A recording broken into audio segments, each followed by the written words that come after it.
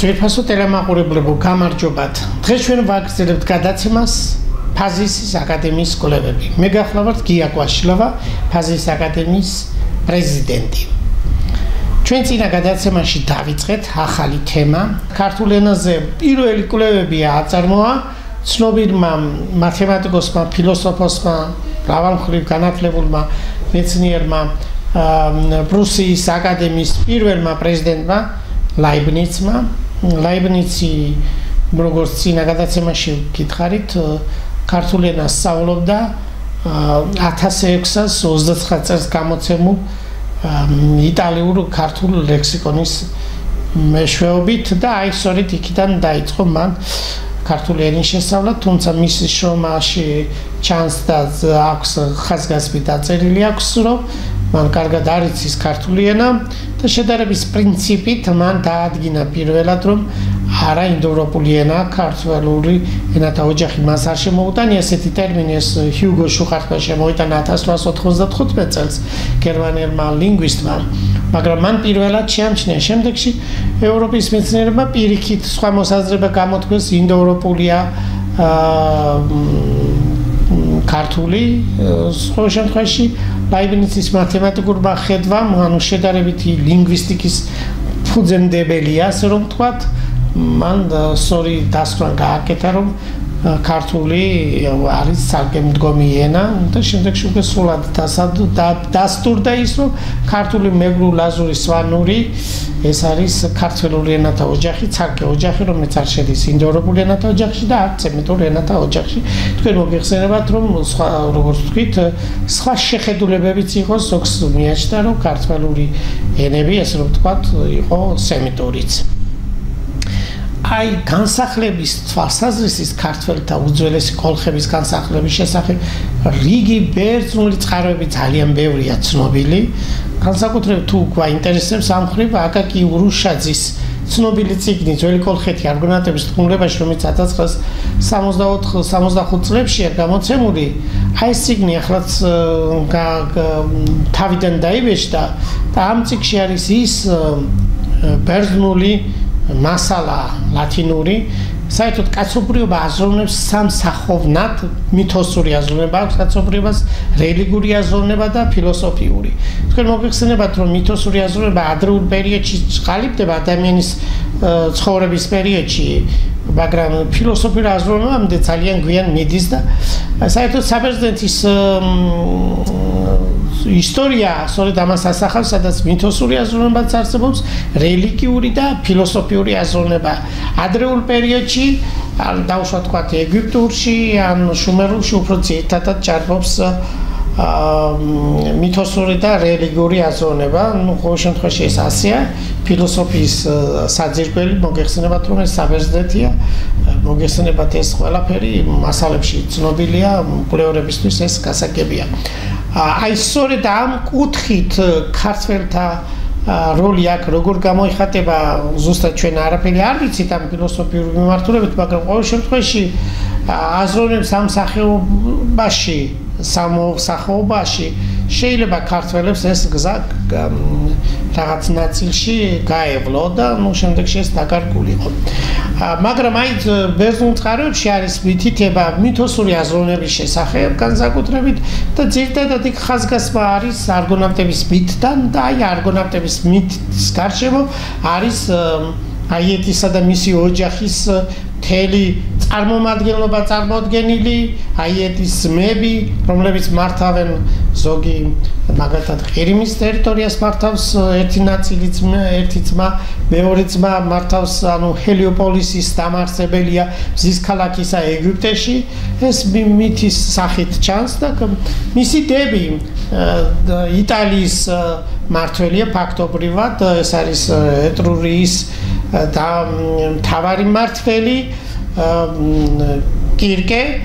კირკესთან არის ბევრი ბერძნული მითი დაკავშირებული იმ მხრივ, რომ კირკეს ვაჟიშვილია იტალოსი და რომუსი. ნუ ყოველ შემთხვევაში სხვა შეხედულებებიც არსებობს, მაგრამ აი აქ გაჟღერებულია ბერძნულ მითებში ის აზრი, რომ სწორედ კირკეს უკავშირდება, კირკეს შვილს უკავშირდება რომის დაარსება, როგორც რომის პირველი ქალაქისა, ასე შემდეგ, ეს ვინც კვლევრები არიან ამ მიმართულებით სპეციალისტები, ეს კარგად იციან.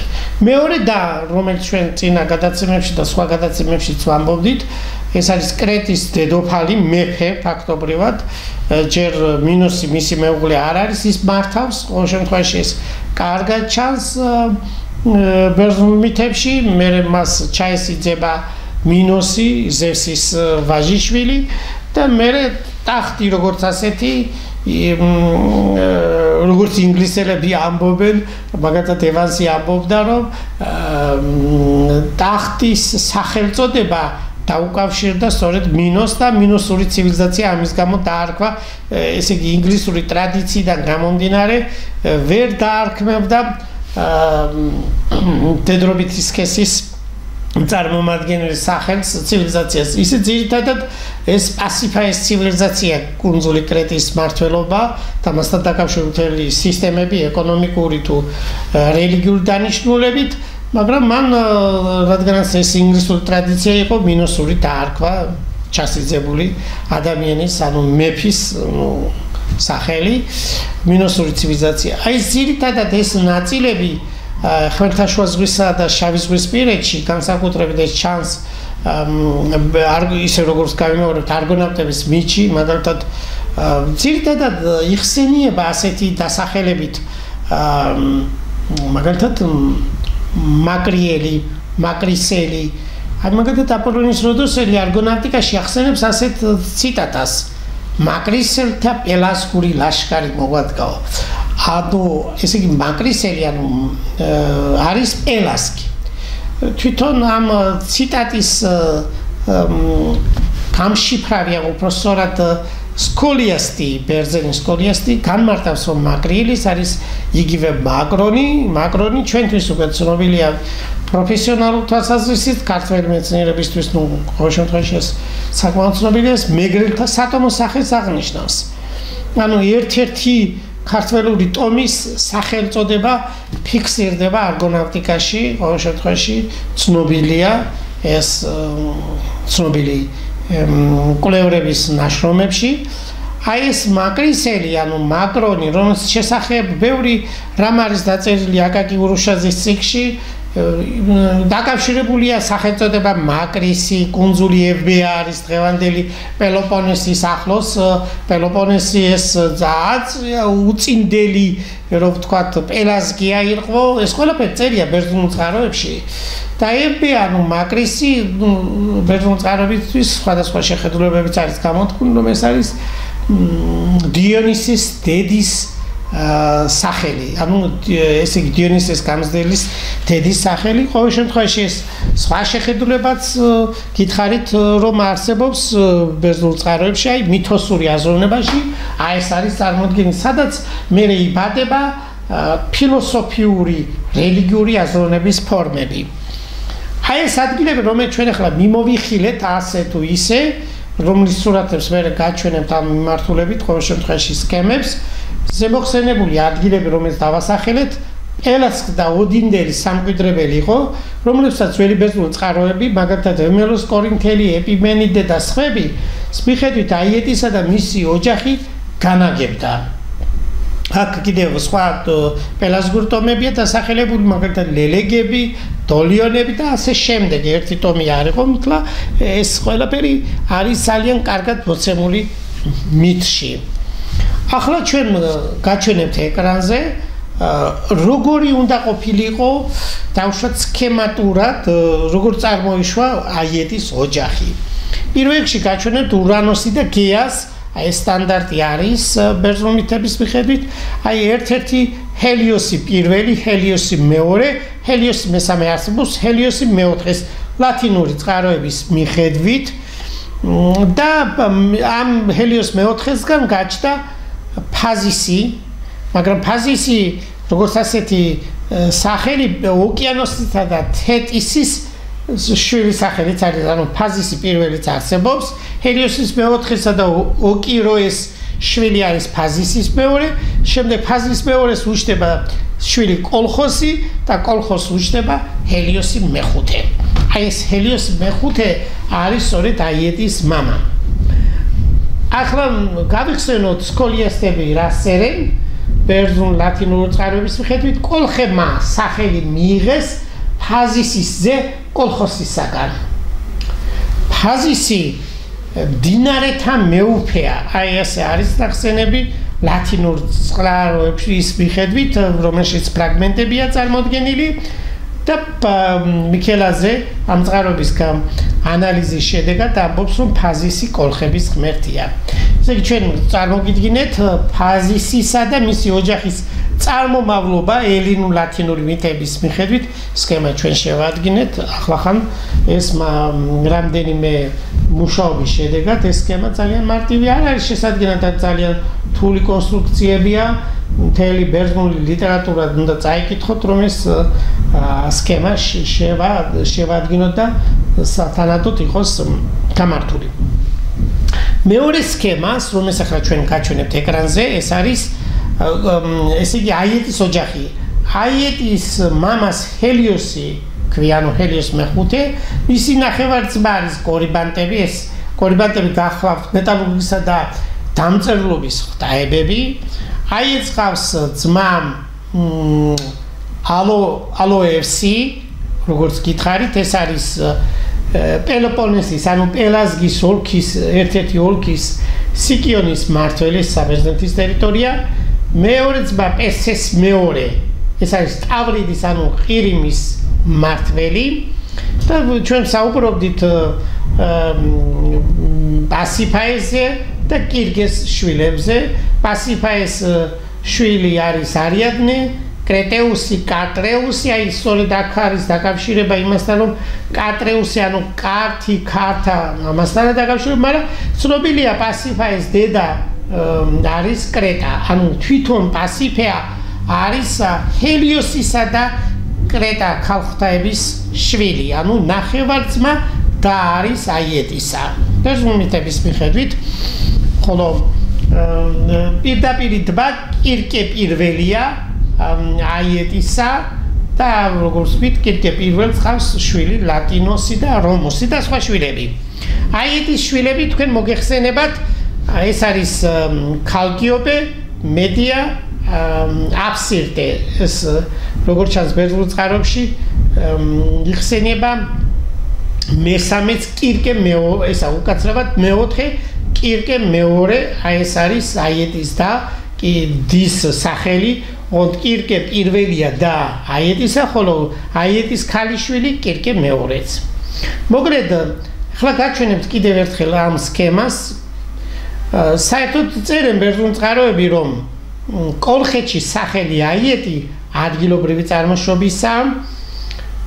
აიეტი იხსენიება როგორც და ასევე მედია ბერძნულ და ლათინურ წყაროებში, ძირითადად ლათინურ წყაროებში ფაზისელი აიეტი წერია, ხოლო ფაზისელი ასული ყოველთვის იგულისხმება ბედია.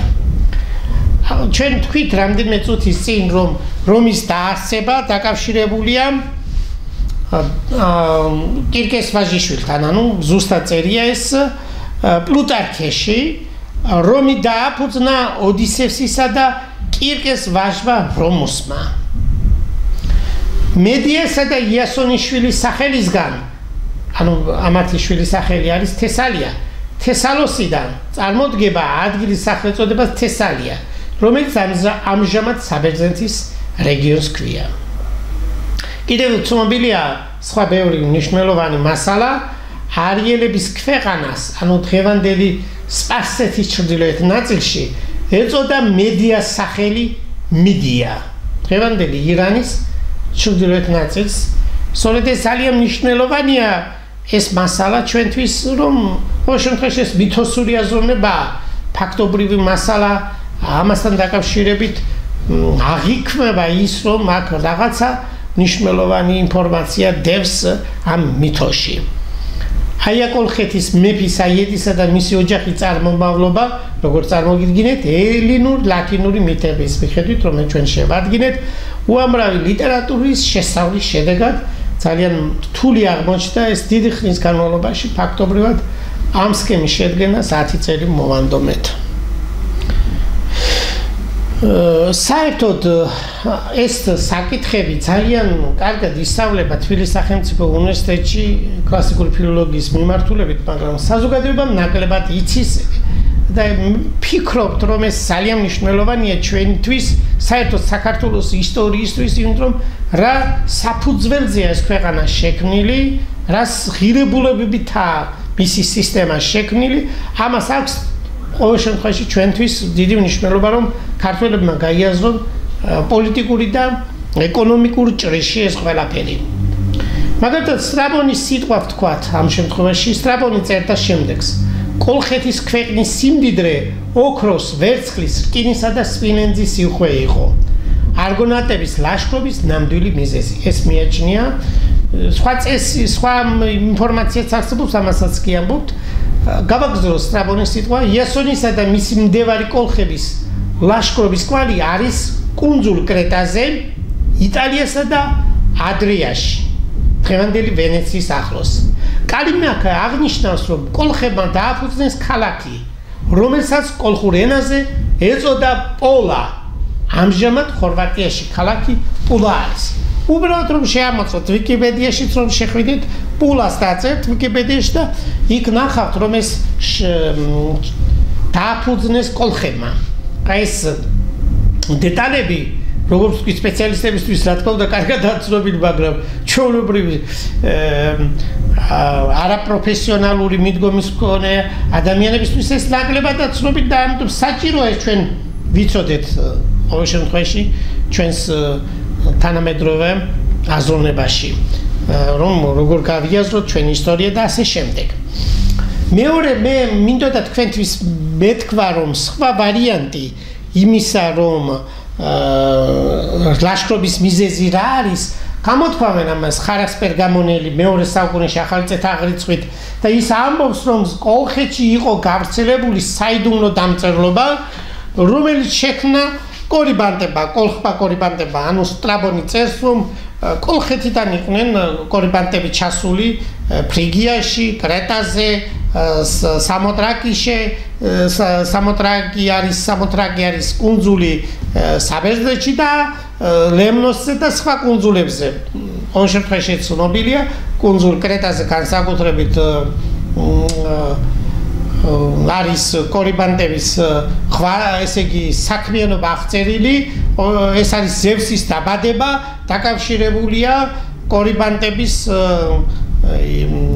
ძალიან მნიშვნელოვან ქმედებებზე, ანუ სადაც ზევსი იბადება რია კიბელესგან კუნძულ კრეტაზე, მაშინ რომ დაბადების პროცესში ესე იგი ზევსის ხმა რომ არ გაეგონა მამამის კრონოს, ეს იცით თქვენ რომ კრონოსი თავის ერთ-ერთ ინფორმაციაში, ანუ სიზმრის სახით მიიღო, რომ მიიღო ინფორმაცია, რომ შვილი დამხობდა, ამიტომ ეშინოდა ამ შვილებისა და მითებში, ანუ მითოსურ აზროვნებაში ყოველ შვილს ესე ძალიან მარტივად რომ ვთქვათ, თვითონ ყლაპავდა ახალდაბადებულებს და რეას კიბელეს ძალიან ეტკინა გული რამდენიმე შვილი დაკარგა ამ პროცესის შედეგად და გაიქცა კუნძულ კრეტაზე, დაიმალა და გამოქვაბულში, ორი გამოქვაბულზე აქვს საუბარი, იდას ან დიქტეს გამოქვაბულში, ძირითადად იქ ამ ორ მთის სისტემაზეა საუბარი, რომელიც კრეტაზეა და აიქ კორიბანტები იცავენ, ანუ დავთავებს ურტყავენ, ხმას გამოცემენ, რომ ამ ხმის გამოცემამ შხარულმა პატარა ბავშვის დაბადების პროცესში ტირილის ხმა შეაყოვნოს. არ ვერ გაიგონოს მამამ.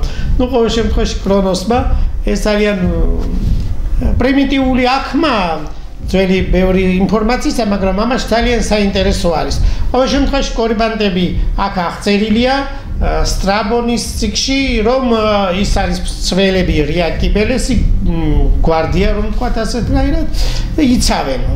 ეს კოლხი კორიბანტები არიან, რომლებიც არა მარტო ცველები არიან, როგორც ვთქვით, არამედ ასევე არიან ეს კორიბანტები, რაოდენობა ზოგჯერ 9 არის, ზუსტად არა გარკვეული კარგად, რომლებიც იცავენ დამწერლობას და ასევე მეტალურგიის მცველი ღვთაებები არიან.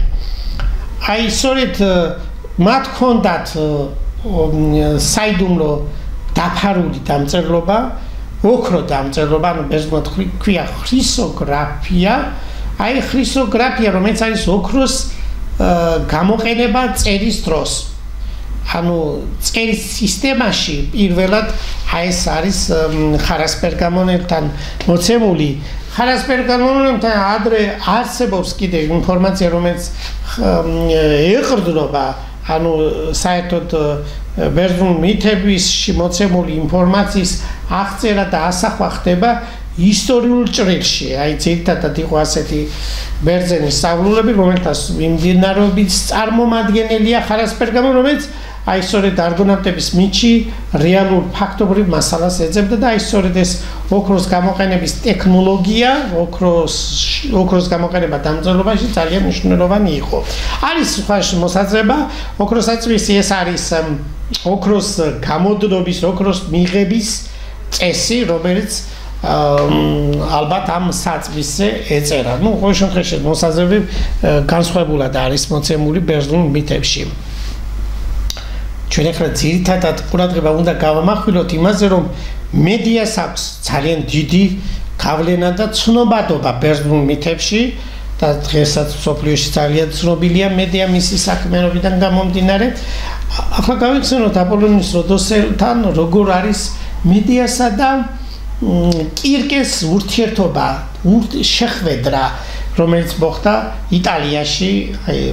ეს ძალიან ცნობილი ფრაზა არის აიელ მედიას ისვე მოუნდა ეტრურიაში, დღევანდელ იტალიაში, ცხოვრება აიელ კირკესგან შობლიური, ესე იგი, ანუ თავად კირკეს მოუნდა მედიასგან შობლიური ენა, კოლხური ენა, გაეგონა მედიამ კოლხურ ენაზე დაილაპარაკა. აპოლონის როდოსელის მეოთხე ციკლში 727 სტრიქონში ეს მოცემული. აი ეს ძალიან დიდი მასალაა იმ მხრივ, რომ აი სწორედ იტალიაში კიდევაც გაჟღერდა კოლხური ენა, აი ბერძნულ მითოში ეს კარგად არის მოცემული. აი ესე იგი კირკეს, რომელსაც აქვს მთელი ხედვა სამყაროსი განვითარებისა და მას აქვს თავისი მშობლიური ენის მიმართ დიდი სურვილი გაგონებისა. ადრეც ბერძნული მითების მიხედვით არის, რომ ეტრურიაში ეტრუსკები ესენი არიან პელაზგების ერთ-ერთი ნაწილი გადასახლებული. ეს ახლა დღეს ჩვენ ამას არ შევეხებით, მაგრამ ყოველ შემთხვევაში ბერძნულ მითებში ეს არის მოცემული. მედიას სხვადასხვა ფუნქციები აქვს ბერძნულ მითოში, მაგრამ ახლა ამ შემთხვევაში პრაქტიკული როლი უნდა გამოუძებნოთ მედიას, განსაკუთრებით მედიასთან არის დაკავშირებული ნავთობის აღმოჩენა. აი ეს უნდა ვიცოდეთ ქართველებმა, მისი დამსახურება კაცობრიობის ისტორიაში ყოველ შემთხვევაში ძირითადად მაინც უნდა ხაზგასმით და თქვა ეკონომიკური ნაწილია, რომ მან აღმოაჩინა ნავთობი და ეს ციტატა პლუტარქე წერს ალექსანდრე მაკედონელის შესახებ ციკლს და იქ არის ნახსენები. ახლა წავიკითხავ ამ ციტატას პლუტარქედან. ნავთობი ის შხამი იყო, მედია რომ გვირგვინი და წამოსასხამი გაჟღინდა. ცეცხლი თავისთავად არ გაშენიათ ამ საგნებს. აქ არის ინფორმაცია იმაზე, რომ ბერძნებს ძალიან გაუკვირდათ, როცა ესე იგი ნავთის გამოყენების ფუნქცია არ იცოდნენ და ესე რომ მოეკიდა ცეცხლი ამ ნივთს. ეს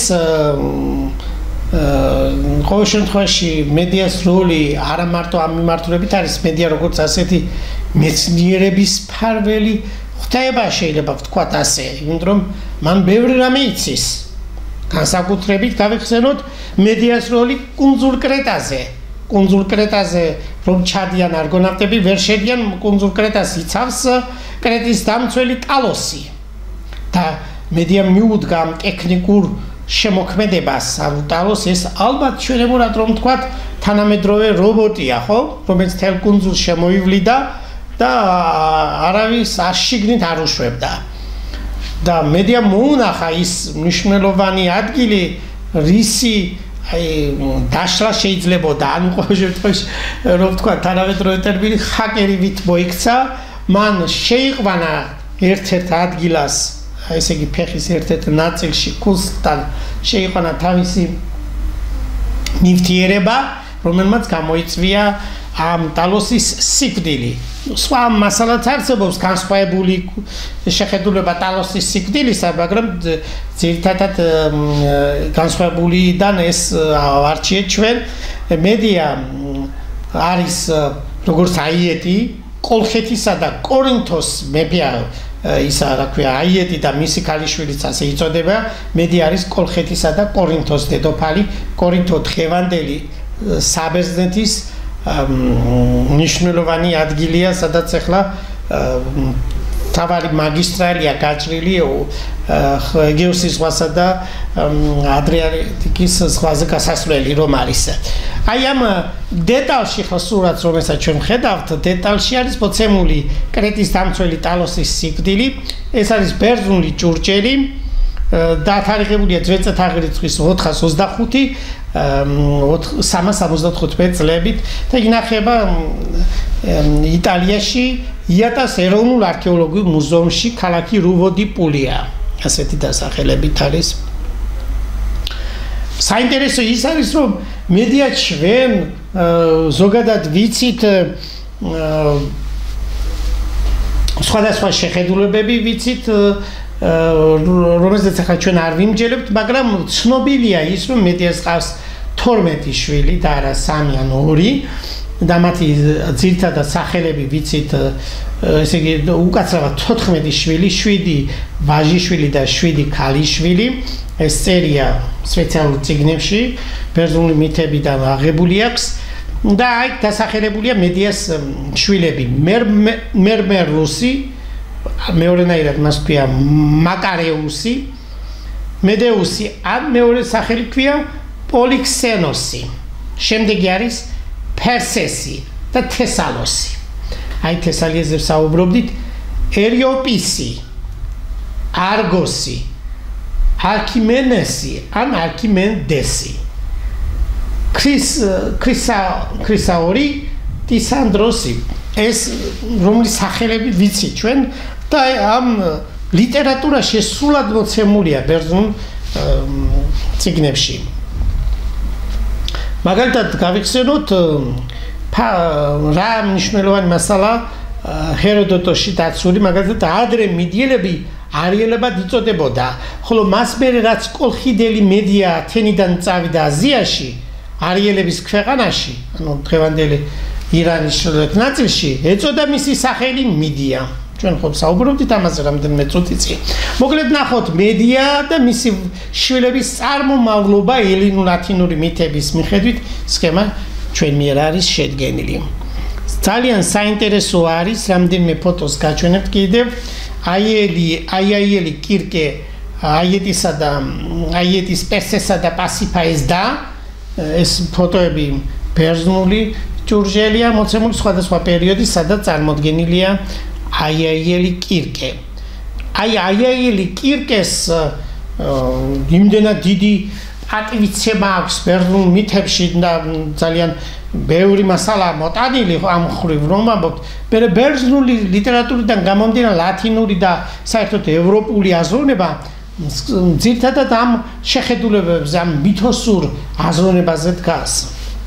აი სწორედ აიელი კირკე აიეტის პერსესა და პასიფაის და დღეს გამოქანდაკებული არის ლუვრის მუზეუმის ფასადში. აი ხედავთ ეკრანზე პარიზი, საფრანგეთი, ეს ჩვენ მიერ მოწოდებული ფოტოა და ძალიან საინტერესოა, როცა ლუვრის მუზეუმში შედიხართ, გარეთ ფასადზე ხედავთ კირკეს გამოსახულებას. ალბათ იყო ასევე კირკეს მეორე გამოსახულება, ზუსტად არ ვიცით ეს იყო თუ არა ლუვრის მუზეუმში, მაგრამ ჩვენ ძალიან კარგად ვიცით, რომ ვერსალის სასახლეში აიელი კირკეს ეს ქანდაკება დღესაც არსებობს, მისი ასლი ვნახეთ ჩვენ, ორიგინალი შენახული არის და შესაძლებლობა მოგვიანებით მოგვეცა და ვნახეთ ეს ორიგინალის და მისი ფოტოც აქ ჩანს ახლა ეკრანზე. აიაელი კირკე კოლხეთის მეფე აიეტის და ვერსალის სასახლეში. შემდეგ გაჩვენებთ პასიფაეს კუნძული კრეტის დედოფალი, ანუ მეფე რომ ვთქვათ, რომაული მოზაიკა არის ახალი წელთაღრიცხვის მეორე საუკუნის ბოლოს. ეს არის ზეგუმის მოზაიკის მუზეუმი, გაზიანთეპი, ეს თურქეთის ტერიტორია, ძალიან საინტერესო და ძალიან დიდად შესრულების ტექნოლოგია, ძალიან მნიშვნელოვანია და საინტერესოა ეს ყველაფერი. კიდევ ერთხელ ნახოთ ეკრანზე პასიფაე კრეტის დედოფალი. და ზედ აქვს წარწერა, ამ იმას პასიფაე ბერძნულად აქვს დაწერილი. ჩვენ ახლა ვიტყვით კიდევ რამდენიმე სიტყვას, მაგალითად ვეტის სასახლის ფრესკაზე გამოხატულია კრეტის დედოფალი პასიფაეიტის და ვეტის სახლი პომპეიში, იტალიაში, რომელიც ახალი წელთაღრიცხვის 79 წელს ვულკან ვეზუვის სამორკვევის დროს დაიფარა და 20-წლიანი რესტავრაციის შემდეგ გაიხსნა და აი ხედავთ თქვენ ამ სურათზე მედიას გამოსახულებას. ესე იგი, როგორც ჩვენ ვიმჯელეთ, სტრაბონის მოსაზრება იყო დამწერლობის შემქმნელ ღვთაებებზე გამოთქმული კორიბანტებზე და აი ამ საკითხს ჩვენ შემდეგში გავაგრძელებ სტრაბონის და სხვა წყაროების მიხედვით ვინ არიან ეს კორიბანტები, რა საკრალური სასულიერო სახის წარწერების შექმნეს მეტალურგისა და მჭედლობის ფარველმა ღვთაებებმა კორიბანტებმა, რომლებიც არიან ათენასა და ჰელიოსის ბზის ვაჟიშვილები და აია კოლხეთის მეფის აიეტის ნახევარწმები.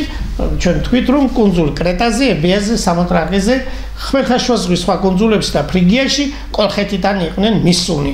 და ამ თემას ჩვენ გავაგრძელებ შემდეგ გადაცემაში. დიდი მადლობა ყურადღებისთვის, კარგად მცადდებოდეთ.